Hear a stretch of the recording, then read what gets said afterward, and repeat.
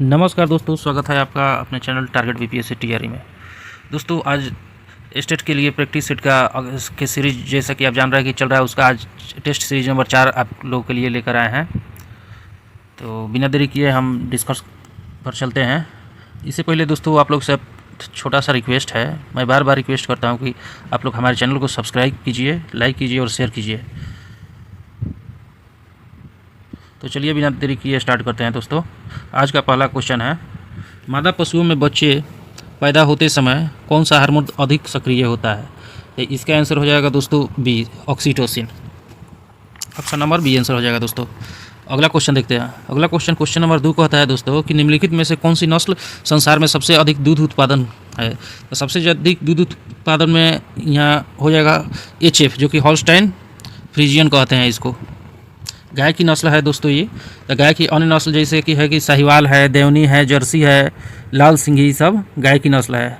और मुर्रा जैसे हो जाता है, ये भैंस का नस्ल होता है। तो यहाँ ऑप्शन नंबर हमारा डी आंसर हो जाएगा HF। ठीक है दोस्तों, अगला क्वेश्चन देखते हैं।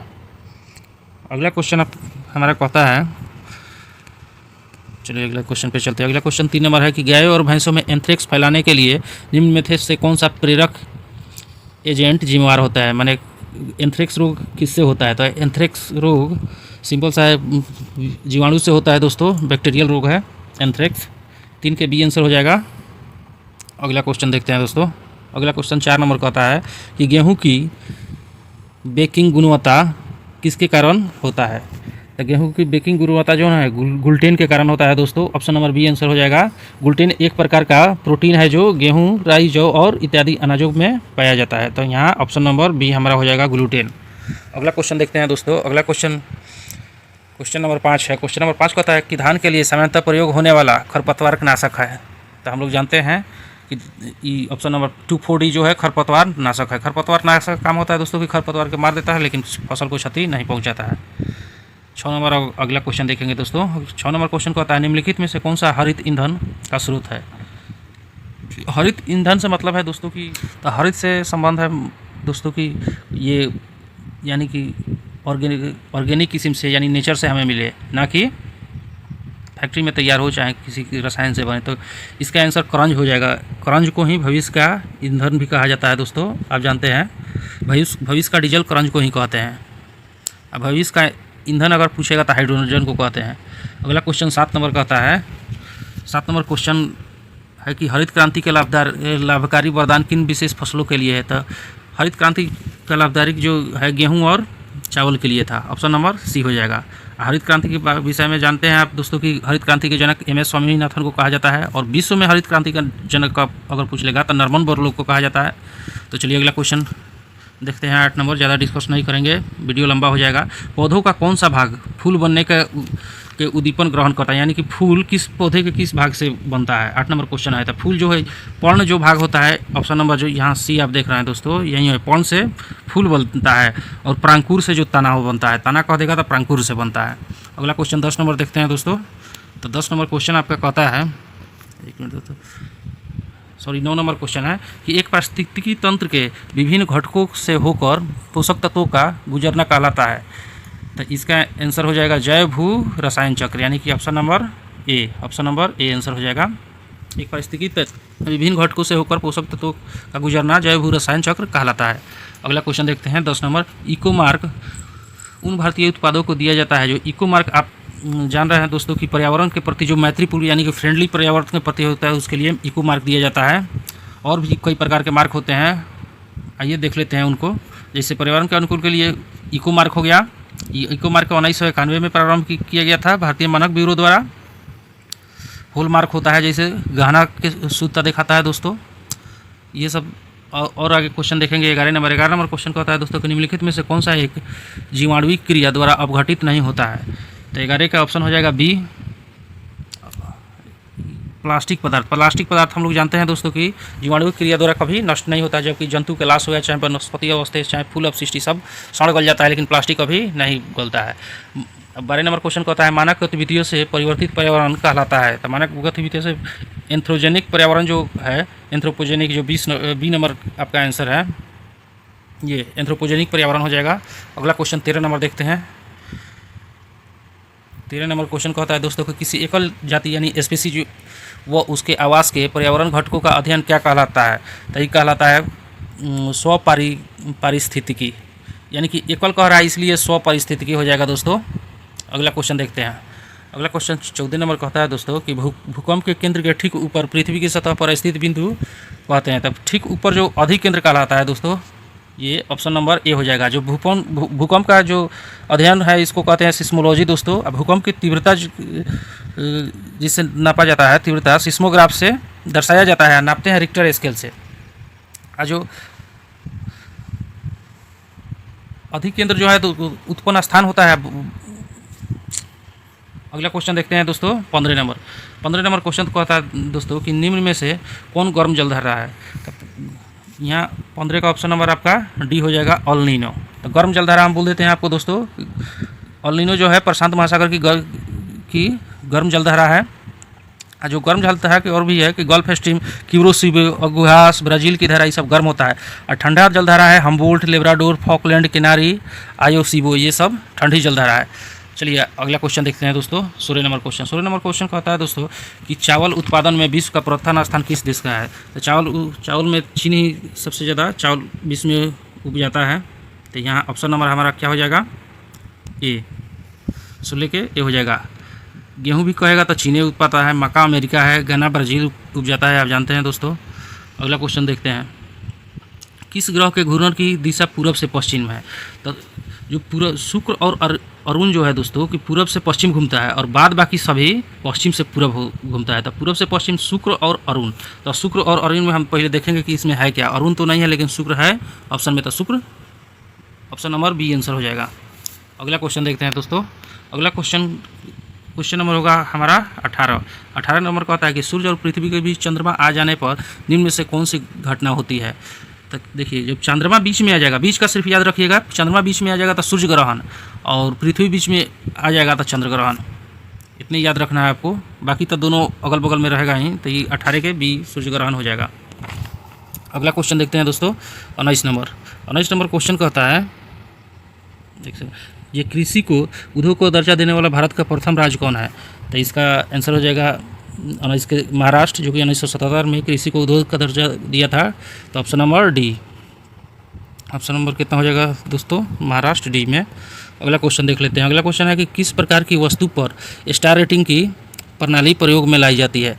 स्टार रेटिंग के जो 20 के जो सी है इलेक्ट्रिक एवं इलेक्ट्रॉनिक, आप लोग देखे होंगे फ्रिज, कूलर, कूलर पर तो नहीं रहता है, फ्रिज पर रहता है, चाहे एसी पर, ये सब देखे होंगे कि स्टार रेटिंग होता है 5 स्टार, 3 स्टार, सिंगल स्टार। ये स्टार इलेक्ट्रिक वस्तुओं पर स्टार रेटिंग होता है। स्टार रेटिंग जितना ही ज़्यादा रहेगा जिस पर वो यानी कि जो विद्युत का बचत उतना ही करता है, इलेक्ट्रिसिटी का कम कंजम्पशन करता है, बिजली खपत। और ट्रेडमार्क जो होता है खाद्य सामग्री पर ट्रेडमार्क दिया जाता है दोस्तों, बता दिए हैं। हॉलमार्क आभूषण पर दिया जाता है। इको मार्क पर्यावरण के प्रति जो मैत्रीपूर्ण व्यवहार में रहता है उससे इको मार्क दिया जाता है। अगला क्वेश्चन 21 नंबर देख लेते हैं। 21 नंबर क्वेश्चन कहता है अशोक मेहता समिति 1977 का संबंध किससे है? तो अशोक मेहता समिति 1977 द्वितीय, इसका सही आंसर आपका हो जाएगा ए नंबर, द्वितीय पंचायती राज व्यवस्था। द्विस्तरीय होगा, सॉरी दोस्तों, त्रिस्तरीय के कौन दिए थे? बलवंत राय मेहता अगर कहेगा तो त्रिस्तरीय पंचायती राज व्यवस्था दिए थे, और अशोक मेहता द्विस्तरीय। तो ऑप्शन नंबर हमारा ए हो जाएगा। 22 का देखते हैं दोस्तों। तो 22 का क्वेश्चन कहता है, 22 नंबर देखिए, अनुच्छेद 41 के तहत निम्न में से कौन योजना भारत सरकार द्वारा चलाई जा रही है? तो इसका अन्नपूर्णा योजना और इंदिरा गांधी वृद्धावस्था पेंशन योजना, ये दोनों चलाई हो जा रही है। तो ऑप्शन नंबर डी आंसर हो जाएगा दोस्तों। 23 का देखते हैं। 23 काला पानी कहाँ अवस्थित है? तो काला पानी जो है ये 23 नंबर का बी आंसर हो जाएगा, उत्तराखंड में है, जो कि काला पानी जो स्थान है जो भारत और नेपाल के बीच में विवादित है, आप भी जानते हैं। और काला पानी की सज़ा एक होती थी पहले, जो अंडमान निकोबार द्वीप है वहाँ पर एक जेल है सेलुलर जेल, उसमें काला पानी की सज़ा होती थी। सेलुलर जेल अंडमान निकोबार में ही है। बंगाल की खाड़ी में अवस्थित गंगा सागर एक धार्मिक स्थल है, इसे अन्य किस नाम से जाना जाता है बंगाल की खाड़ी में? तो 24 का आंसर होगा बी, न्यूमुर द्वीप। न्यूमुर द्वीप को क्या किस नाम से जाना जाता है दोस्तों? गंगा सागर एक धार्मिक स्थल है, इसे अन्य किस नाम से जाना जाता है? न्यूमूर द्वीप के नाम से। तो 24 के ऑप्शन नंबर बी हो गया। अब 25 नंबर क्वेश्चन देखना है दोस्तों, अगले पेज पर चलते हैं। दोस्तों आप लोग से एक रिक्वेस्ट रहेगा कि आप हमारे चैनल को सब्सक्राइब जरूर करें, लाइक करें, शेयर करें, ताकि हमें भी मोटिवेशन मिले और आप लोगों के लिए और वीडियो, इससे भी अच्छा वीडियो मैं बना कर लाऊँ। अगला क्वेश्चन 25 नंबर का होता है, भारत का रेलवे यातायात विश्वविद्यालय कहाँ अवस्थित है? तो इसका आंसर हो जाएगा दोस्तों बी, यानी कि रेलवे का विद्यालय कहाँ अवस्थित है? विश्वविद्यालय बड़ोदरा, जो कि गुजरात में है। अगला क्वेश्चन लेते हैं दोस्तों 26 नंबर क्वेश्चन का होता है कि संविधान की संकल्पना का उद्भव सबसे पहले कहाँ हुआ था? तो सबसे पहले संविधान ये संयुक्त राज्य अमेरिका में हो जाएगा दोस्तों। जल्दी अब क्वेश्चन करते हैं दोस्तों, ज़्यादा समय नहीं है तो काफ़ी वीडियो लंबा हो जाएगा। प्रथम क्वेश्चन, अगला क्वेश्चन है 27 नंबर दोस्तों, कि प्रथम अधिनियम जिसके अंतर्गत अपने अंतर्विवाह समूह का सदस्य न होने वाले व्यक्ति के साथ विवाह की अनुमति प्रदान करने वाला, तो 27 का आर्य समाज विवाह वैधता अधिनियम हो जाएगा, ऑप्शन नंबर डी। अगला क्वेश्चन देखते हैं दोस्तों 28 नंबर क्वेश्चन का होता है कि संयुक्त राज्य महासभा द्वारा मानव अधिकारों की विश्वव्यापी घोषणा कब स्वीकृत की गई है? तो ये 10 दिसंबर 1948 होगा, इसलिए 10 दिसंबर को मानवाधिकार दिवस मनाया जाता है हर एक साल। संविधान की किस अनुच्छेद के तहत वित्त आयोग का गठन है? तो वित्त आयोग 280 में है दोस्तों। अगला क्वेश्चन 30 नंबर देखते हैं कि निम्नलिखित मौलिक अधिकारों में से किसे डॉक्टर बी आर अम्बेडकर ने संविधान के हृदय एवं आत्मा की संज्ञा दी है? तो वो संवैधानिक उपचारों का अधिकार जो है उसे भीमराव अम्बेडकर ने संविधान की हृदय एवं आत्मा की संज्ञा दी है। अगला क्वेश्चन, भारत में सर्वोच्च न्यायालय की स्थापना कब की गई? तो 31 नंबर का आंसर हो जाएगा दोस्तों 26 जनवरी 1950, यानी कि ऑप्शन नंबर आपका भी हो जाएगा। सर्वोच्च न्यायालय की स्थापना 26 जनवरी 1950 को की गई थी। नाबार्ड की स्थापना कब? 1982 में नाबार्ड की स्थापना की जाती है दोस्तों, आपको भी पता है। अगला क्वेश्चन की उत्पादन का सक्रिय साधन कौन है? तो उत्पादन का सक्रिय साधन मानव पूंजी, इसका ऑप्शन नंबर बी आंसर हो जाएगा। प्रत्यक्ष कर का उदाहरण आता है, प्रत्यक्ष कर का उदाहरण आयकर या उपहार कर दोनों हो जाएगा दोस्तों। अगला क्वेश्चन देखते हैं, मिताक्षरा एक जो कि एक बुक है वो विज्ञानेश्वर के द्वारा लिखा गया है, विज्ञानेश्वर, यानी कि ऑप्शन नंबर सी आंसर हो जाएगा आपका। अगला क्वेश्चन है, ईसाई धर्म के प्रवर्तक ईसा मसीह का जन्म कहाँ हुआ था? बैथलेहम में हुआ था, ऑप्शन नंबर सी आंसर हो जाएगा दोस्तों। निम्नलिखित में से कौन ईसाई धर्म का संप्रदाय नहीं है? तो ईसाई धर्म का यानी कि संप्रदाय नहीं है, तो इसका आंसर आर्कियन हो जाएगा दोस्तों, Archean, option number D. Archean क्या है? ईसाई धर्म का संप्रदाय नहीं है, ऑप्शन नंबर क्या हो जाएगा दोस्तों? डी। संपूर्ण विश्व का चक्कर किस यात्री ने सर्वप्रथम लगाया था? तो इसका आंसर हो जाएगा दोस्तों बी, मैगलन ने सबसे पहले संपूर्ण विश्व का चक्कर लगा लिया था दोस्तों। अगला क्वेश्चन देखते हैं 39 नंबर, सिकंदर को पंजाब के शासक पुरुष के साथ युद्ध लड़ना पड़ा, इस युद्ध को हम किस नाम से जाना जाता है? हाइडेवी स्पीच का युद्ध ये कहा जाता है दोस्तों, ऑप्शन नंबर डी आंसर हो गया। 39 हो गया। अगला क्वेश्चन 40 देखना है। 40 नंबर क्वेश्चन देखिए दोस्तों, यूरोप का मरीज किस देश को कहा जाता है? तो एकदम हलवा सा क्वेश्चन है, तुर्की को कहा जाता है यूरोप का मरीज दोस्तों। अगला क्वेश्चन देखते हैं, अगला क्वेश्चन 41 नंबर क्वेश्चन कहता है कि निम्न में कौन सा वर्ग फ्रांस के तृतीय स्टेट का हिस्सा नहीं था? अच्छा क्वेश्चन है दोस्तों 41 नंबर। तो इसका आंसर आपका सही हो जाएगा पादरी।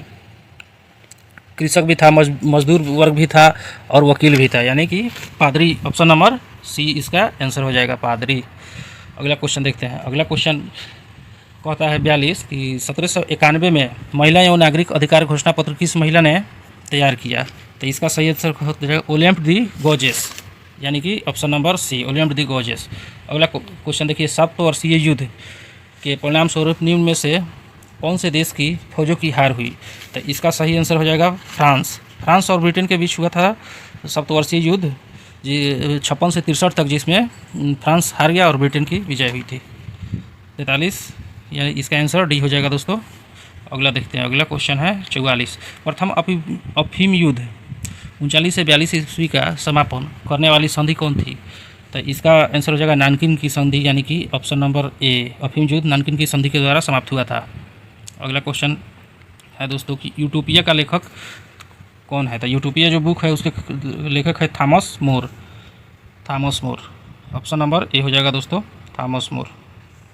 अगला क्वेश्चन देखिए, प्रोटेस्टेंटवाद के जनक कौन है? तो मार्टिन लूथर किंजर हो जाएंगे। अगला क्वेश्चन देखिए 47 नंबर, प्रथम विश्व युद्ध के दौरान कौन सा देश 1915 में ब्रिटेन के खिलाफ केंद्रीय बलों में शामिल हुआ? तो इसका आंसर हो जाएगा बुल्गारिया, जो बुल्गारिया है ब्रिटेन के साथ शामिल हुआ, ऑप्शन नंबर ब्रिटेन के खिलाफ केंद्रीय बलों में शामिल हुआ था दोस्तों बुल्गारिया। अगला क्वेश्चन 48 कहता है कि बोस्टन बंदरगाह पर 340 चाय के बक्सों को 16 दिसंबर 1773 को सैमुअल एडम्स के नेतृत्व में समुद्र में फेंका गया। इस घटना को किस नाम से जाना जाता है? तो इसको बोस्टन टी पार्टी, यहीं से अमेरिकी स्वतंत्रता संग्राम में स्टार्ट हुई दोस्तों, अभी जानते हैं। 29 अप्रैल 1954 को पंचशील निम्न देशों के बीच का समझौता है। तो पंचशील समझौता भारत और चीन के बीच हुआ था दोस्तों। ऑप्शन नंबर सी हो जाएगा आंसर। 50 नंबर क्वेश्चन को आता है कि प्रथम विश्व युद्ध 1914 से 18 का तत्कालीन कार्य क्या था? कारण क्या था? इसका फर्डिनेंड को की सेरेजेवा में हत्या हो गया था। राजकुमार थे जिनका सेरेजेवा में हत्या हो गया था, वहीं से स्टार्ट हुआ। औरंगजेब ने किस सिख गुरु की हत्या 1675 ईस्वी में करवाई थी? तो इसका सही आंसर हो जाएगा आपका दोस्तों की गुरु तेग बहादुर की हत्या करा दी थी 1675 में औरंगजेब ने। ऑप्शन नंबर बी आंसर हो गया। अब 52 नंबर क्वेश्चन कहता है दोस्तों कि निम्नलिखित विद्वानों में से हड़प्पा सभ्यता का सर्वप्रथम खोजकर्ता 1921 में कौन थे? तो हड़प्पा सभ्यता 1921 दयाराम साहनी जान रहे हैं। अगला क्वेश्चन 53 नंबर कहता है कि काकोरी डकैती घटना 9 अगस्त 1925 के नायक कौन थे? रामप्रसाद बिस्मिल्ला थे दोस्तों। Option number A. अगला क्वेश्चन 54 नंबर क्वेश्चन होगा दोस्तों। 54 नंबर कहता है निर्गुण संत कबीर के गुरु कौन थे? तो कबीर के गुरु रामानंद थे। ऑप्शन नंबर रामानंद बी हो जाएगा दोस्तों। अगला क्वेश्चन 55 नंबर कहता है कि निम्नलिखित में से किसने लखनऊ में सन 1857 में विद्रोह का नेतृत्व? लखनऊ से हजरत महल थी, बेगम हजरत महल। 55 के डी हो जाएगा। अगला क्वेश्चन 56 देखते हैं दोस्तों। 56 नंबर क्वेश्चन कहता है कि अकबर ने पंचमहल का निर्माण जो खंभों के लिए विख्यात है कहाँ किया था? तो पंचमहल जो अकबर ने बनाया था वो 56 का आंसर हो जाएगा फतेहपुर सीकरी में दोस्तों। फतेहपुर सीकरी में पंचमहल किसने बनाया था? अकबर ने। अगला क्वेश्चन देखते हैं 57 नंबर क्वेश्चन कहता है दोस्तों कि 1853 ईस्वी में लॉर्ड डलहौजी ने जो पहली टेलीग्राफ लाइन शुरू की थी वह किस स्थान मैंने कहाँ से कहाँ के बीच? तो कलकत्ता से और आगरा के बीच में शुरू किया गया था। अगला क्वेश्चन देख लेते हैं दोस्तों। अगला क्वेश्चन 58 नंबर होगा। 58 नंबर क्वेश्चन कहता है कि केप ऑफ गुड होप के रास्ते भारत तक के समुद्री मार्ग की खोज किसने किया था? ये वास्को डी गामा था 1498 में, आपको भी पता है। और अब 59 नंबर क्वेश्चन कहता है दोस्तों कि कौन सुमलित नहीं है? अच्छा क्वेश्चन है दिवस वाला, देख लेते हैं। 16 अक्टूबर विश्व खाद्य दिवस, ये सही है दोस्तों। विश्व खाद्य दिवस 16 अक्टूबर को ही मनाया जाता है। 9 अक्टूबर को विश्व डाक दिवस, ये भी सही है, डाक दिवस 9 अक्टूबर। 8 अक्टूबर भारतीय वायुसेना दिवस, ये भी सही है। 5 अक्टूबर अंतर्राष्ट्रीय वृद्धजन दिवस, ये गलत है, यानी कि ऑप्शन नंबर डी आंसर हो जाएगा। अगला क्वेश्चन देख लेते हैं दोस्तों। 60 नंबर बैंकिंग लोकपाल योजना की शुरुआत किसने? बैंकिंग लोकपाल योजना RBI reserve bank of India ने किया था। अगला क्वेश्चन देखते हैं दोस्तों। अगला क्वेश्चन कहता है कि निम्न में से कौन सा एक युग्म सुमेलित है, यानी कि कौन सा यही चुना है? ब्लू बुक यूके के सरकार का आधिकारिक रिपोर्ट, ये सही बात है, ये सही है। जो ग्रीन बुक है इटली और ईरान सरकार के आधिकारिक प्रकाशन है, ये भी सही है। और ग्रे बुक जो है जापान और बेल्जियम सरकार की आधिकारिक रिपोर्ट, ये भी सही है, यानी कि सभी सही हो जाएगा हमारा। तो ऑप्शन नंबर डी हो जाएगा दोस्तों। ऑप्शन नंबर यहाँ डी हो जाएगा। अगला क्वेश्चन देखते हैं 62 नंबर क्वेश्चन कहता है दोस्तों कि लोकसभा की प्रथम महिला महासचिव कौन थी? Snehlata Srivastava. Option number B. अगला क्वेश्चन देखते हैं दोस्तों 63 नंबर क्वेश्चन कह रहा है कि किस लिखित दस्तावेज है, माने ... लिखित दस्तावेज है जो एक मानव विज्ञाती संस्कृति का चित्रण दर्शाते अनुसंधान से तैयार करता है। ऑप्शन देख लेते हैं इसका। तो इसको कहते हैं एथनोग्राफी, यानी ऑप्शन नंबर 1 हो जाएगा एथनोग्राफी। 63 हो गया। 64 देखते हैं दोस्तों। आर्ट ऑफ लिविंग जो है, आर्ट ऑफ लिविंग के प्रस्तावक और प्रचारक कौन थे? तो Shri Ravishankar. Option number B इसका आंसर हो जाएगा। 65 नंबर क्वेश्चन कहता है कि दक्षिण अमेरिका के मध्य अक्षांश घास के मैदान को क्या कहते हैं? तो दक्षिण अमेरिका को पम्पास कहते हैं, उत्तरी अमेरिका को प्रेरी कहते हैं। ऑप्शन नंबर बी हो जाएगा, ये हो जाएगा उत्तरी अमेरिका वाला। अगला क्वेश्चन देखते हैं। ग्रेट विक्टोरिया मरुस्थल कहाँ है? विक्टोरिया मरुस्थल ऑस्ट्रेलिया में स्थित है दोस्तों। हम 66 क्वेश्चन कंप्लीट कर लिए। आप अपने दोस्तों के साथ ज़रूर शेयर करें हमारे वीडियो को, सब्सक्राइब करें हमारे चैनल को। आपसे ये रिक्वेस्ट रहेगा, आप लोग के लिए ही मेहनत करते हैं हम। बाकी अगला क्वेश्चन देखते हैं 67 नंबर क्वेश्चन कहता है निम्नलिखित सागरों में से किसमें औसत लवणता सर्वाधिक होता है? डेड सी जो है ना, मृत सागर दोस्तों, इसकी औसत लवणता सर्वाधिक होती है, यानी कि ऑप्शन नंबर डी हो जाएगा, डेड सी। अगला क्वेश्चन देखते हैं दोस्तों। अगला क्वेश्चन कहता है 68 नंबर, कोकोस प्लेट किनके मध्य पाई जाती है? तो 68 नंबर का आपका आंसर हो जाएगा मध्य अमेरिका तथा प्रशांत प्लेट, यानी कि ऑप्शन नंबर ए आंसर हो जाएगा। तो इसका आंसर हो जाएगा दोस्तों, सॉरी दोस्तों, इसका आंसर ये हो जाएगा ए, मध्य अमेरिका तथा प्रशांत प्लेट के मध्य। अगला क्वेश्चन देखते हैं 69 नंबर दोस्तों। 69 नंबर क्वेश्चन कहता है निम्नलिखित में से कौन सा विश्व का कहवा पतन के नाम से जाना जाता है। तो 69 का ऑप्शन हो जाएगा सैंटोस, जो है कहवा पतन के नाम से जाना जाता है दोस्तों, Santos. Option number B answer हो जाएगा। अगला क्वेश्चन 70 नंबर कहता है दोस्तों कि निम्न में से कौन सा एक स्थल रूप देश है। स्थल रूप यानी लैंड लॉक कंट्री होता है दोस्तों कि किसी भी महासागर से नहीं लगता है, तो वो हंगरी हो जाता है। हंगरी आंसर है दोस्तों, बी नंबर। अगला क्वेश्चन दोस्तों है कि निम्न में से कौन सा द्वीप क्षेत्रफल में सबसे बड़ा है। तो क्षेत्रफल में सबसे बड़ा द्वीप है यहाँ बोर्नियो द्वीप। ऑप्शन नंबर ए आंसर हो जाएगा दोस्तों, बोर्नियो द्वीप। अगला क्वेश्चन देख लेते हैं। अगला क्वेश्चन है 72 नंबर। 72 नंबर क्वेश्चन कहता है दोस्तों कि निम्न में से किस क्षेत्र में भूमध्य सागरीय जलवायु प्रचलित नहीं है। तो इसका ऑप्शन नंबर जो पंपास एरिया है, इसमें भूमध्य सागरीय जलवायु प्रचलित नहीं है, पंपास, डी। अगला क्वेश्चन 73 देखते हैं। वह देश जो विश्व में रेशम का सबसे बड़ा उत्पादक है। तो चीन, आसान क्वेश्चन है, चीन सबसे ज़्यादा रेशम उत्पादन करता है। अगला क्वेश्चन 74 कहता है दोस्तों, 74 नंबर क्वेश्चन देखिए कि संयुक्त राज्य अमेरिका को छोड़कर विश्व के निम्न देशों में से कौन सा देश कच्चे तेल का सर्वाधिक उत्पादन करता है। तो संयुक्त राज्य अमेरिका के बाद जो है सऊदी अरब कच्चा तेल का सबसे ज़्यादा उत्पादन करता है। ऑप्शन नंबर सी सऊदी अरब हो जाएगा। अगला क्वेश्चन देखते हैं। अगला क्वेश्चन कहता है 75 नंबर दोस्तों कि निम्नलिखित में से कौन सा देश भौगोलिक क्षेत्र की दृष्टि से सीमा रहित सबसे बड़ा देश है। तो इसका आंसर जापान हो जाएगा दोस्तों। जापान पानी में ही बसा हुआ ये देश है, सीमा नहीं है, सीमा रहित है। अगला क्वेश्चन है दोस्तों कि सर्वाधिक उत्तरी दक्षिणी अक्षांशीय यानी लंबाई वाली सीमा वाला देश कौन है। तो इसमें चिली हो जाएगा दोस्तों, 76 के बी।